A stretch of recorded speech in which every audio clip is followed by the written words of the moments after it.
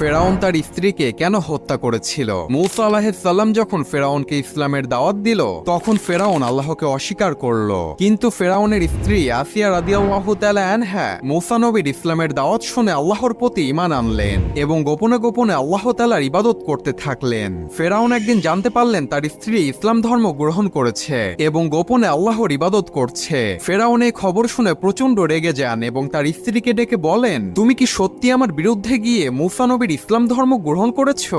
আসিয়া তখন সাহসের সাথে উত্তর দিয়ে বললেন, হ্যাঁ, আমি আল্লাহর উপর ঈমান এনেছি, যিনি সকল কিছুর সৃষ্টিকর্তা। ফেরাউন তখন রাগান্বিত হয়ে তার সৈন্যবাহিনীদেরকে ডেকে তার স্ত্রীর কঠিন শাস্তির ব্যবস্থা করতে বললেন এবং তার স্ত্রীকে নির্মমভাবে হত্যা করা হলো। মৃত্যুর পূর্বে আল্লাহ তাআলা আসিয়া রাদিয়াল্লাহু তাআলা আনহাকে জান্নাতের একটি দৃশ্য দেখালেন, যা দেখে তার মুখ উজ্জ্বল হয়ে গেল এবং সে খুশি মনে মৃত্যুবরণ করলেন। সুবহানাল্লাহ।